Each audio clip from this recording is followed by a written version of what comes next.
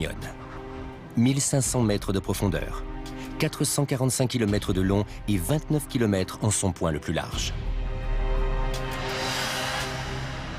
Pour comprendre ce qu'est un supercontinent, Wayne Raney, géologue et guide, étudie cette balafre sur le sol terrestre.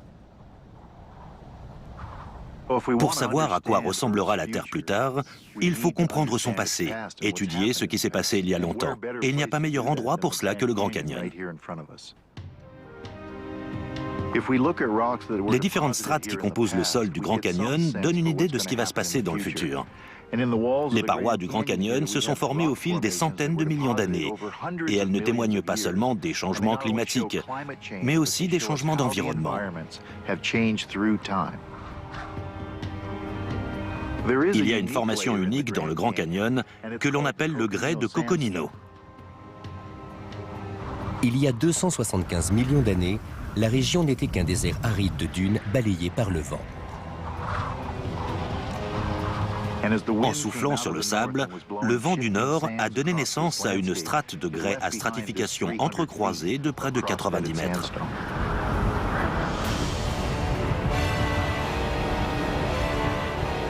Et ce désert ne se limitait pas à la zone aujourd'hui occupée par le Grand Canyon.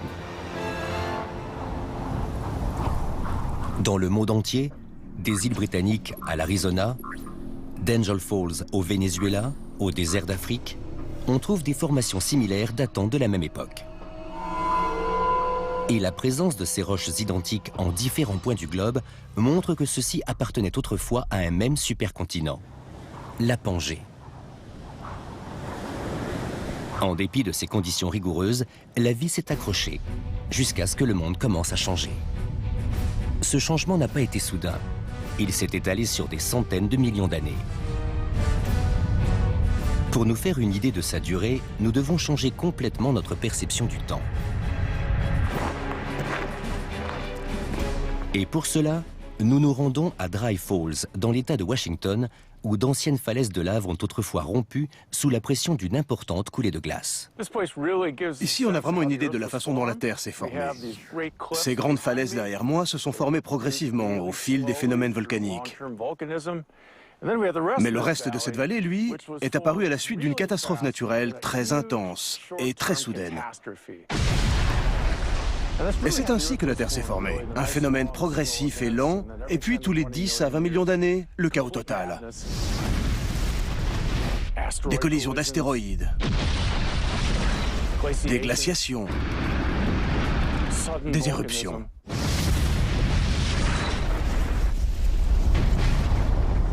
Il y a des phénomènes longs et progressifs, d'autres soudains et intenses. C'est ce qui forge notre planète. Ainsi, l'histoire de notre planète est jalonnée de catastrophes écologiques à grande échelle. Et les continents se sont déplacés.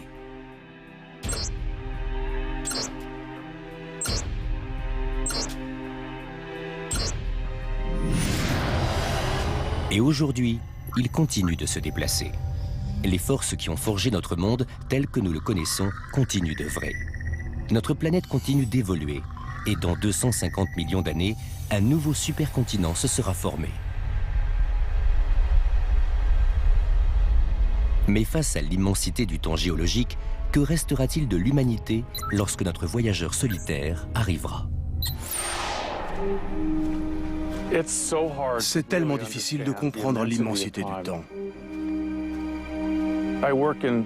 J'étudie les sédiments. Et les 10 000 années d'existence de l'homme ne représentent qu'une épaisseur de 2,5 cm.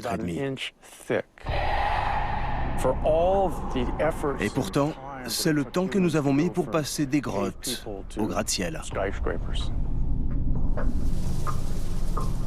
En effet, à l'échelle géologique, notre passage sur Terre ne représente qu'une brève parenthèse. Si on ramène l'occupation de la Terre à l'échelle d'une journée de 24 heures, la vie sur Terre n'est apparue qu'à 22 heures.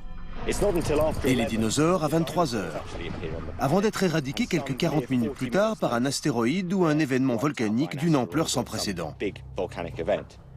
Et ce n'est qu'à 2 secondes avant minuit que l'homme est arrivé sur la planète. Ça fait réfléchir. Nous ne sommes arrivés qu'à minuit, juste avant le début de la fête. L'analogie de la pendule mérite, parce qu'elle part du principe que le temps s'arrête aujourd'hui. Or, la géologie porte sur l'avenir comme sur le passé. On peut prévoir de façon assez fiable ce qui va se passer, mais pour ça, il faut que la pendule continue de tourner. Le temps ne peut pas s'arrêter à notre civilisation. Nous devons pouvoir nous projeter loin dans l'avenir. Alors reprenons l'analogie de la pendule. Imaginons que les 12 millions d'années d'existence de la Terre représentent 12 heures. Là, il est 4h30. Les organismes complexes sont apparus à 4 heures et nous ne resterons que jusqu'à 5 heures. Le reste de ces heures, eh bien, ce seront de nouveau des bactéries jusqu'à la fin du monde. Et sur l'heure au cours de laquelle les organismes complexes ont peuplé cette Terre, le passage de l'homme ne représente qu'une milliseconde.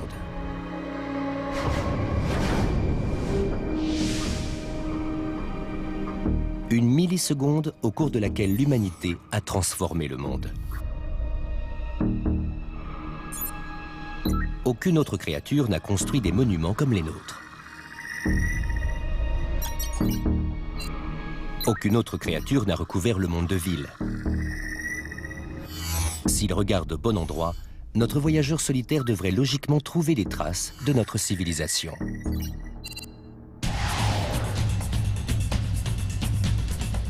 Mais à l'échelle de l'histoire de la Terre, 6000 années de civilisation humaine ne représentent même pas un battement de paupières.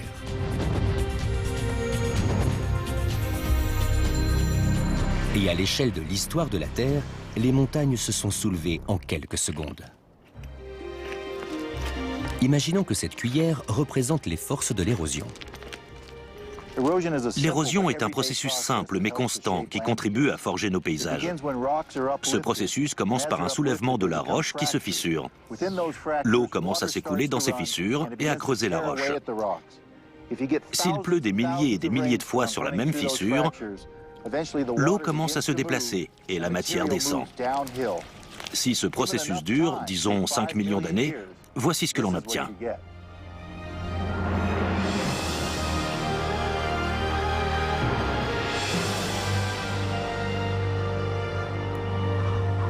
Le Grand Canyon a été creusé par l'eau dans le plateau du Colorado. Aujourd'hui, ce sont près de 2 milliards d'années d'histoire géologique qui sont exposées. Et ce n'est pas tout. Lorsque l'on examine les fossiles issus du Grand Canyon, on découvre des faits étonnants. On trouve parfois des traces de vie anciennes au bord du Grand Canyon. Je tiens ici dans ma main une éponge fossilisée qui a été trouvée dans la formation de Kaibab. Or, on sait que les éponges ne poussent que sur les fonds marins. On peut donc en déduire que la strate qui forme le bord du canyon constituait autrefois le fond d'une mer peu profonde. De plus, tous les fossiles trouvés au sommet du canyon datent de plus de 250 millions d'années.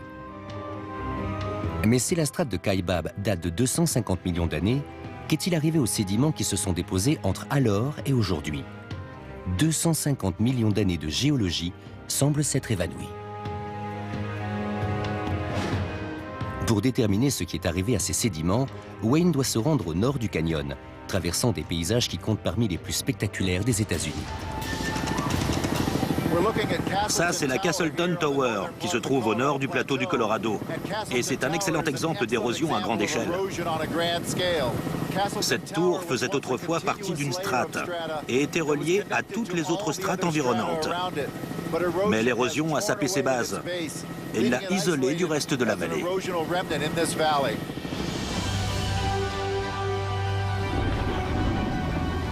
Les strates qui contenaient la tour couvraient autrefois toute la zone supérieure de la formation de Kaibab.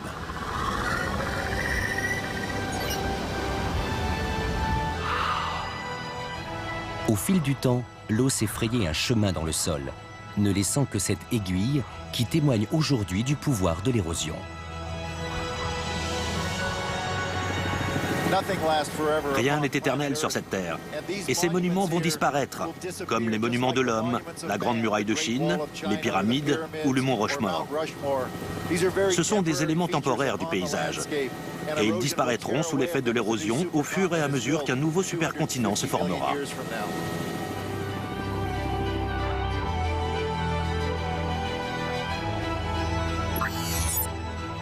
Les forces naturelles qui forgent notre planète ont peu de temps pour œuvrer. Dans quelques milliers d'années, Trafalgar Square ne sera plus noir de monde. Et pour cause, Londres n'existera plus, car la ville sera recouverte de glace. La plupart des scientifiques s'accordent pour dire que la Terre connaîtra une nouvelle période glaciaire quelque part entre 10 et 100 millions d'années. Alors le monde se métamorphosera. Un supercontinent de glace recouvrira l'hémisphère nord. Les forces mêmes qui sculptent les montagnes priveront le mont Rushmore de ses visages présidentiels. La Grande Muraille de Chine ne pourra arrêter cette invasion. Et les plus grandes villes de ce monde seront réduites à néant.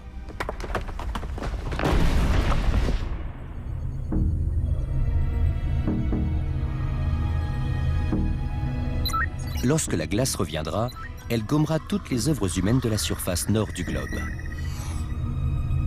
Des villes entières disparaîtront.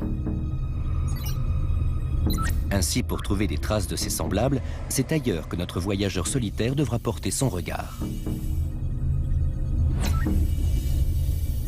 Que restera-t-il de notre passage sur Terre ?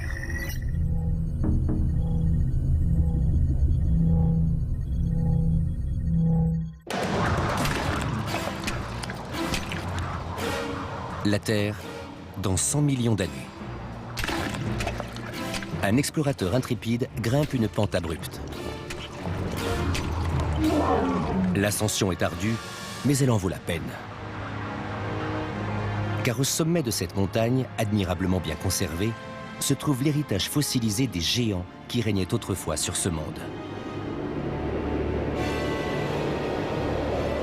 Bienvenue dans le futur.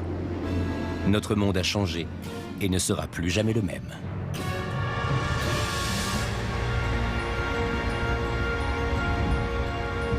Dans 100 millions d'années, le bassin méditerranéen n'existera plus. À sa place, s'élèvera une imposante chaîne de montagnes. L'explication ? Au cours des 200 millions d'années qui ont précédé, l'Afrique a lentement dérivé en direction du nord. La plaque sur laquelle elle repose est passée sous l'Europe et l'Asie au cours d'un processus appelé subduction. Et en s'enfonçant dans le manteau terrestre, la plaque africaine a repoussé la plaque eurasienne.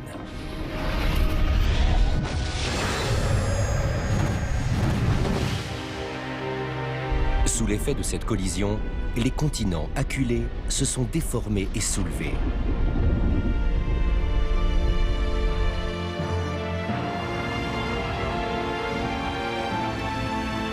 Et c'est ainsi qu'une chaîne de montagnes se forme.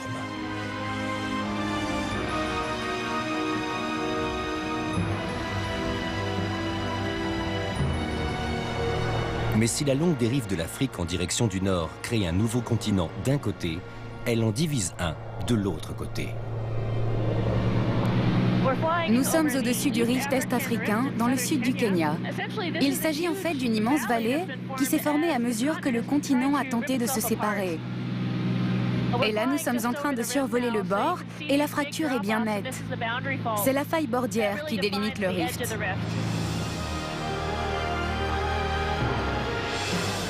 Alexandria Guth étudie le rift est-africain depuis maintenant 5 ans. Pour elle, la faille témoigne d'un moment clé de l'histoire de la Terre, celui de la naissance d'un continent. C'est incroyable. En survolant ce paysage volcanique, on peut distinguer différents paliers dans la faille, engendrés par les différentes forces en mouvement. Il y a deux forces opposées qui s'exercent et du coup, il y a un mouvement dans ce sens. C'est comme quand vous déchirez quelque chose. L'activité tectonique est à l'origine de ces forces. Tandis que la plaque africaine dirige en direction du nord, elle croise un point chaud qui se trouve juste sous la croûte terrestre. Au fil des millions d'années, ce point chaud soulève la Terre, occasionnant un bombement. Ce bombement s'étire et rompt la couche extérieure de la croûte terrestre, plus fragile. Alors, la lave jaillit à la surface. Et ici, au 14 Falls, au Kenya, les stigmates de cette activité sont particulièrement visibles. Ce paysage spectaculaire déchire l'Afrique.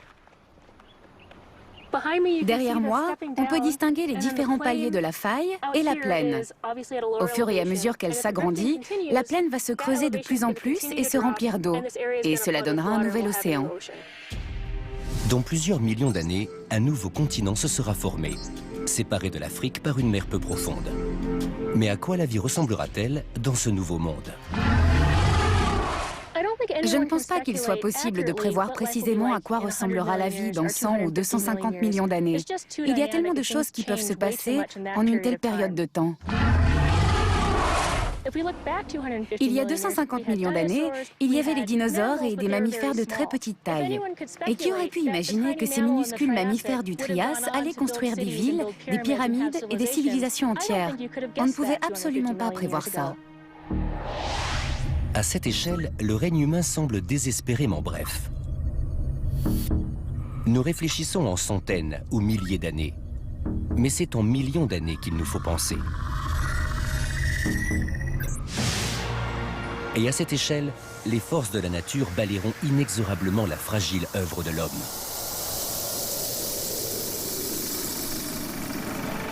Here they are at Grauman's Chinese Theatre in Hollywood to print their hands and feet in concrete. Nous voulons tous laisser notre marque dans ce monde. Mais les chances pour qu'il reste des traces de notre passage sur cette terre sont inférieures à 1 sur 1 million. Mais à l'échelle de l'histoire de la Terre, un battement de cœur représente plus de 10 millions d'années. Cela ne multiplie-t-il pas les possibilités ?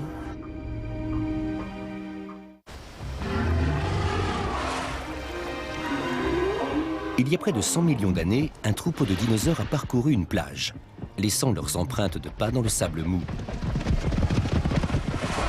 Et pour différentes raisons, celles-ci sont restées.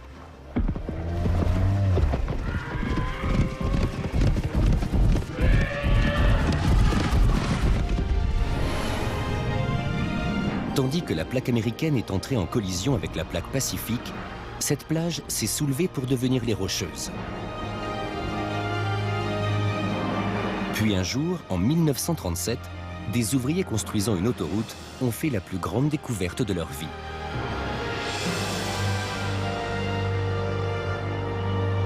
Nous sommes ici sur la crête des dinosaures, à l'ouest de Denver, dans le Colorado.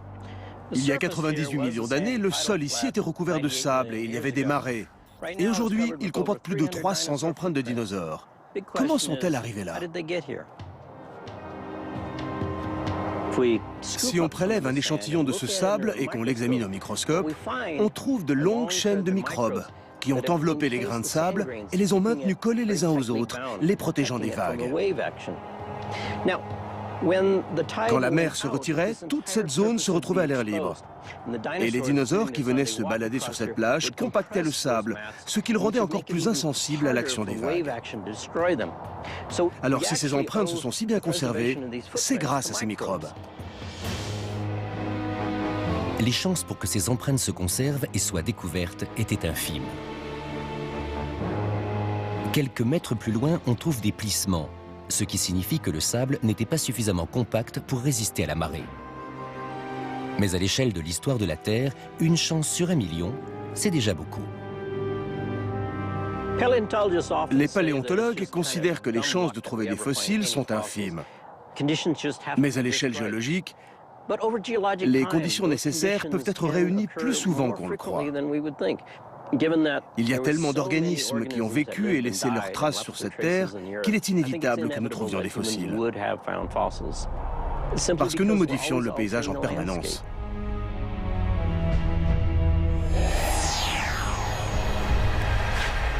Et cela sera valable pour les fossiles humains. C'est par un coup de chance comme celui-ci que les traces de notre passage sur Terre seront découvertes par les créatures qui nous succéderont. Et les scientifiques du futur utiliseront ces fossiles pour imaginer à quoi nous ressemblions et comment nous vivions, tout comme nous le faisons avec les fossiles de dinosaures aujourd'hui. Et leur reconstitution dépendront entièrement de la qualité des fossiles qu'ils trouveront. Ainsi, l'image qu'ils se feront de nous ne correspondra peut-être pas tout à fait à ce que fut la réalité. De manière ironique, les plus beaux fossiles seront engendrés par ce que nous considérons comme des catastrophes. Nous nous trouvons sur les Ashfall Fossil Beds, au Nebraska. Ceci est le site d'une grande catastrophe naturelle. Il y a 12 millions d'années, des centaines d'animaux sont morts à cause d'un nuage de cendres volcaniques.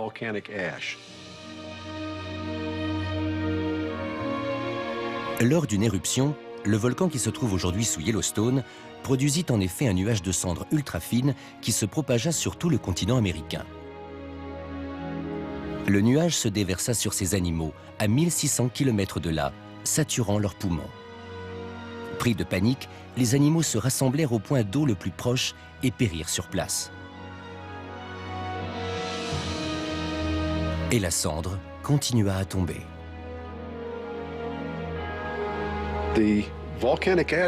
Lorsque leurs tissus ont commencé à se décomposer, la cendre volcanique s'est infiltrée dans les cavités de leur corps, de sorte que ceux-ci ne se sont pas affaissés et se sont admirablement bien conservés. On trouve sur les Ashfall Fossil Beds des espèces depuis longtemps disparues sur le sol américain. Ainsi, des chevaux à 3 doigts côtoient des rhinocéros préhistoriques, des chameaux et des cerfs à dents de sabre. Ces fossiles fournissent de précieuses informations sur la faune qui peuplait les plaines d'Amérique il y a 12 millions d'années.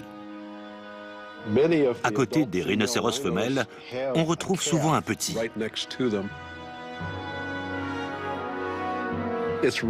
C'est très triste de se dire que tous ces animaux sont morts d'une longue agonie en respirant de la cendre volcanique.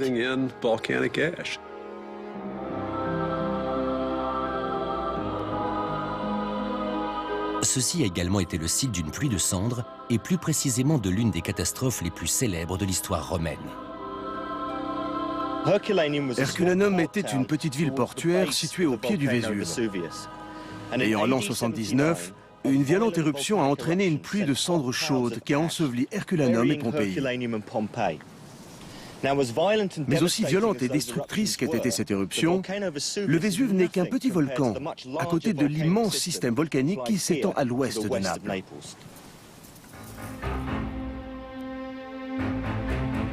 Nous survolons les champs flégréens dans la baie de Naples. Ces collines aux formes insolites rappellent que sous ce paysage idyllique sommeille un volcan, capable d'engloutir le Vésuve tout entier. Nous survolons actuellement les calderas imbriquées des champs flégréens. Une caldeira imbriquée, c'est un cratère qui se trouve à l'intérieur d'un cratère, qui se trouve lui-même à l'intérieur d'un autre cratère. Le système ne peut être observé dans son ensemble que depuis le ciel. C'est lui qui, il y a environ 39 millions d'années, a projeté des matériaux volcaniques sur un rayon de plus de 30 km, dessinant les falaises escarpées qui caractérisent la côte de Sorrente.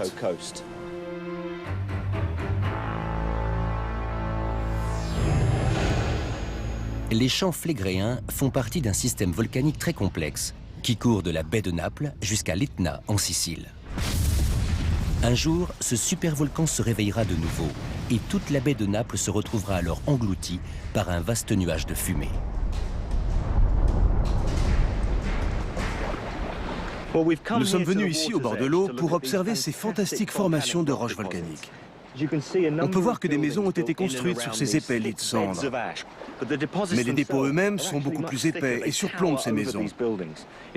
Si ces bâtiments avaient été là à l'époque de l'éruption, ils auraient été complètement recouverts de cendres. Tout bâtiment, tout paysage aurait été complètement fossilisé. Et comme à Pompéi, cet acte de destruction pourrait bien conserver les traces de notre civilisation pour la postérité, sombre témoignage de notre règne sur cette terre.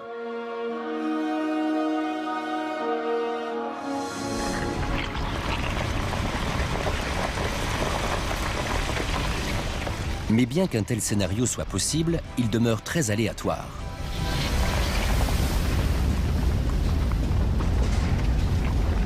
Il est très peu probable qu'une coulée de lave vienne recouvrir un monument tel que le Sphinx d'Égypte.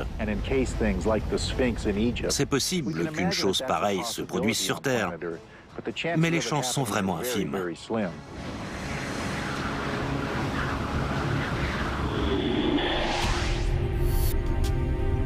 De tels phénomènes volcaniques sont extrêmement rares et coïncident souvent avec l'apparition de grands soulèvements que l'érosion fait disparaître avec le temps. Ainsi, ils sont pratiquement inutiles à l'explorateur à la recherche des échos du passé. Notre voyageur solitaire devra trouver une méthode plus fiable pour rechercher les traces de notre civilisation. Il devra trouver une ville ensevelie.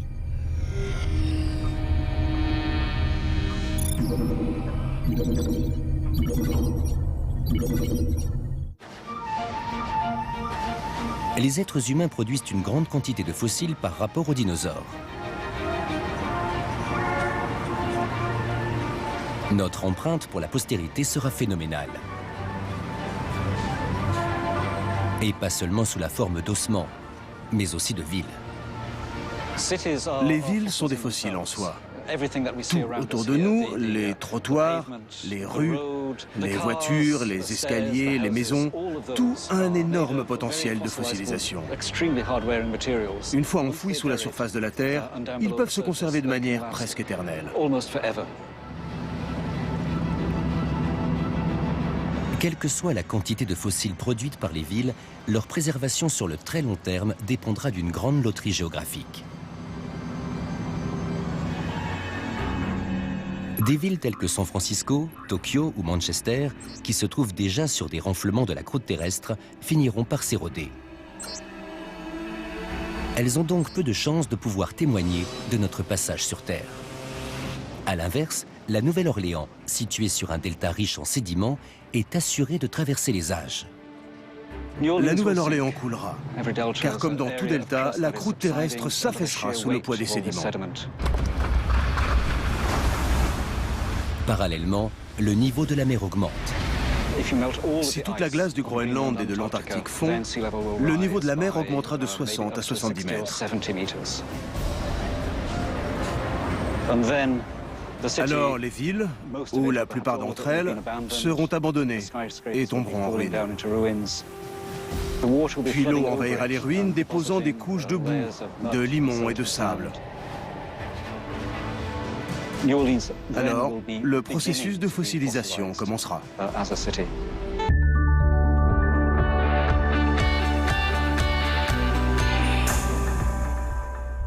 Allez les garçons, dites cheese. Cheese! Mais freins! Oh, je lui ai dit 1 million de fois. Pense à changer tes plaquettes de frein! Vous avez besoin d'une pièce auto? Allez sur oscaro.com. Comment puis-je vous aider? Nos 200 mécaniciens sont là pour répondre à toutes vos questions. Et en quelques clics, vous aurez accès au plus grand catalogue de pièces identiques constructeurs et 2 fois moins cher. Parfait! Nous les installerons ensemble lorsqu'il sera arrêté. Oscaro, ça vous change une auto.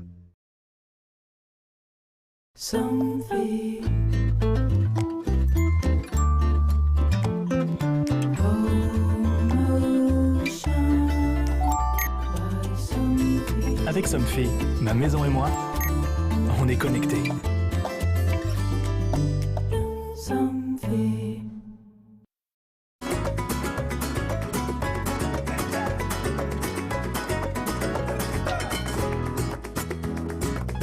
Después del frío viene el calor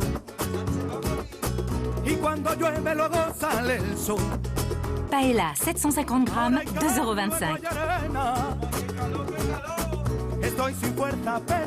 Ensoleillez vos envies avec Solimar. Dès maintenant, en exclusivité chez Lidl. J'adore mon job. Je peux m'envoyer en l'air avec mes collègues. En plus, c'est la boîte qui paye. Avec Liligo.com, comparez tous les vols, même les low cost, pour trouver en un instant le meilleur prix. Liligo.com, c'est bon de trouver le bon vol. Je souhaite rencontrer des célibataires cultivés et attirants, qui, comme moi, recherchent quelque chose de sérieux. Élite rencontre, en amour aussi, soyez ambitieux. RMC Intégral Tour. Toutes les étapes en intégralité de 15h à 21h. RMC, numéro 1 sur le sport. Votre peau vous parle. Un déodorant classique peut l'agresser. Déodorant Soin Cavaillès. Au microtalc naturel, il est redoutable contre la transpiration. Sans sel d'aluminium, il respecte votre peau. Déodorant Soin Cavaillès. L'efficacité avec plus de soins. Cavaillès protège les peaux sensibles. Alice est la nettoyeuse. Sa mission, stopper les envahisseurs de la maison. Son arme, KB Home Defense. Grâce à sa formule double action, Stop Insectes de KB Home Defense débarrasse votre maison des nuisibles et forme une barrière de protection qui leur fera passer l'envie de revenir. KB, toujours à vos côtés. Signal présente White Now Man.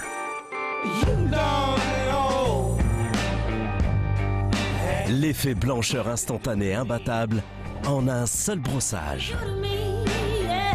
Le premier dentifrice spécialement conçu pour les hommes.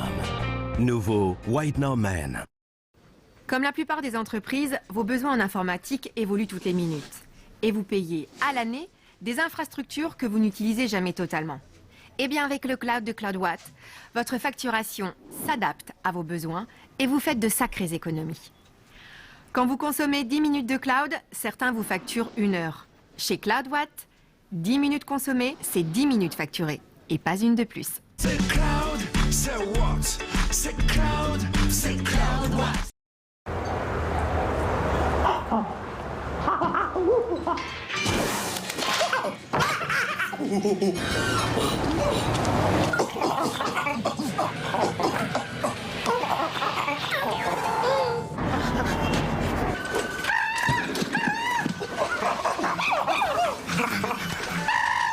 Arrêtez de jouer pour des cacahuètes. Avec Expresso, essayez plutôt d'empocher 10 000 € en 5 minutes sur votre mobile. Exclusivement sur l'application Poker Winamax.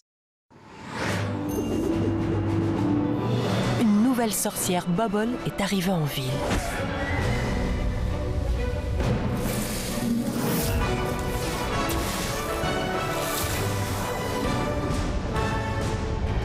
Nouvelle sorcière, nouveau tour.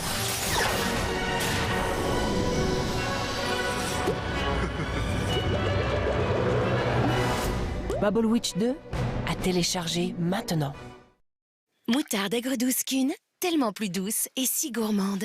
Moutarde aigre douce Kuhn, on n'y résiste pas. Kuhn, plutôt 2 fois Kuhn. Craquez aussi pour la moutarde balsamique Kuhn. Papa, j'ai peur. T'inquiète pas, mon poussin. Ça va aller. Papa va s'arrêter à temps, tu vas voir. On roulait un peu trop vite. On pouvait pas deviner qu'une autre voiture allait arriver. Tu comprends? Papa va freiner très très fort et on va s'en sortir, d'accord? Oui.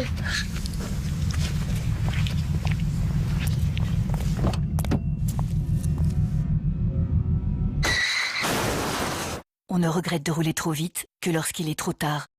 Ne visitez pas simplement Ajaccio.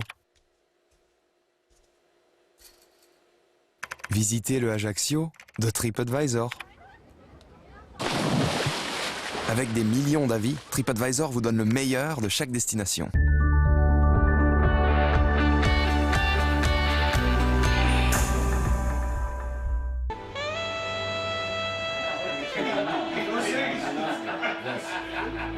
Et sous ces sédiments, on retrouvera probablement les vestiges d'un bar, surpris par la rupture des digues.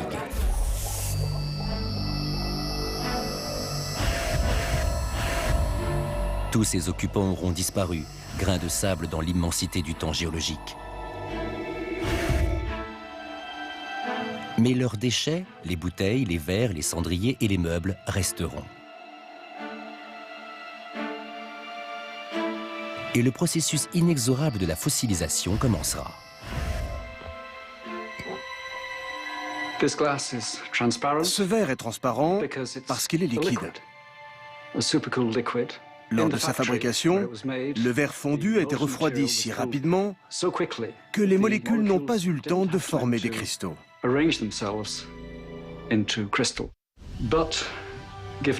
Mais s'il passe plusieurs millions d'années sous terre, les molécules très lentement se déplaceront et s'imbriqueront de manière à former un treillis de cristaux. Alors les points de jointure entre les cristaux réfracteront la lumière et celle-ci ne pourra plus passer à travers le verre. Ce verre sera alors devenu opaque. Mais pour cela, il faudra d'abord que le verre ait survécu. Et le plus grand ennemi de tout fossile est le poids même des sédiments qui le préservent. La boue est lourde, visqueuse et odorante. Lorsqu'elle envahira ce bar, elle en remplira chaque recoin. Et cette boue contiendra une grande quantité de débris. Dans 100 millions d'années, cette couche de boue sera enfouie probablement 3 ou 4 000 mètres sous terre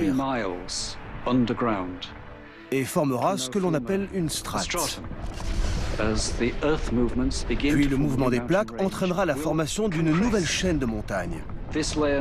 Il compressera cette strate, non pas verticalement, mais horizontalement, de sorte que la strate commencera à se soulever et se plier jusqu'au point de rupture.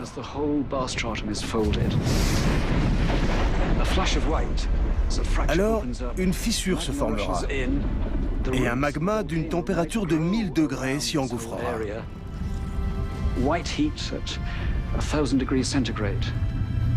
Puis le magma refroidira et une paroi de roche ignée pleine de petits cristaux volcaniques se formera.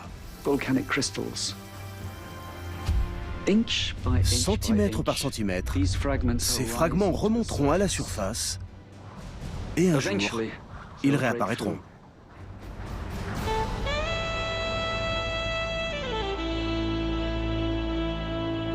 Mais ce scénario n'est possible que dans des circonstances très particulières. Tout d'abord, le bar doit être enseveli au cours de l'inexorable chorégraphie des continents à la surface de la Terre. Puis, il doit être soulevé lorsque les montagnes du nouveau supercontinent se formeront et être soumis à l'érosion au moment adéquat. Ainsi, pour trouver les vestiges de notre civilisation, notre voyageur solitaire devra tout d'abord comprendre comment le supercontinent s'est formé. Pour comprendre comment le nouveau supercontinent va se former, il suffit d'étudier la façon dont la Pangée s'est divisée. Et la dernière étape de cette division a été la formation de l'Atlantique tel que nous le connaissons, la séparation de l'Afrique de l'Amérique du Sud. Il est assez évident qu'ils s'imbriquaient autrefois. Et si l'Afrique et l'Amérique du Sud continuent de s'éloigner, alors l'Atlantique se creusera et les plaques se rencontreront de l'autre côté, dans le Pacifique. Ainsi, l'Antarctique et l'Australie rencontreront l'Asie et les continents américains s'enrouleront autour d'eux, créant une grande muraille plus imprenable que toutes celles que l'homme pourrait construire.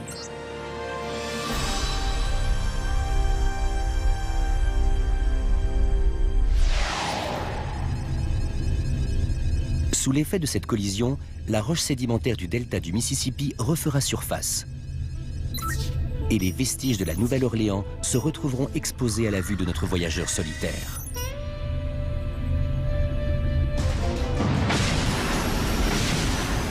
Mais pour localiser ces vestiges, il devra se poser sur ce supercontinent. Et il pourrait bien découvrir que la Terre n'est plus l'Éden qu'il a connu autrefois.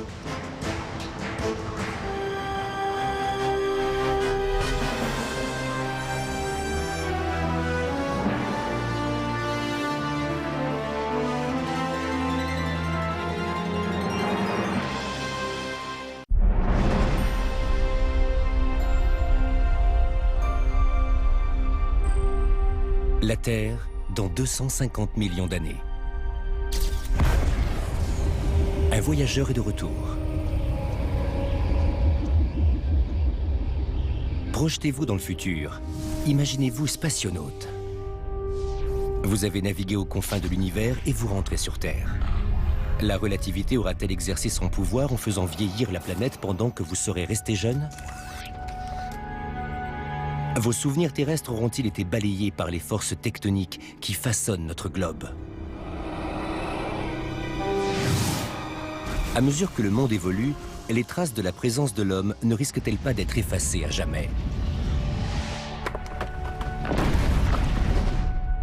Alors qu'un nouveau supercontinent se forme, faudra-t-il découvrir une ville fossilisée pour comprendre ce qui est arrivé à l'humanité?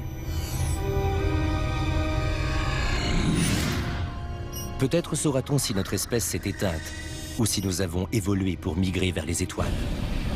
Mais pour répondre à cela, il faut d'abord redescendre sur Terre et s'apercevoir qu'elle est devenue un véritable enfer.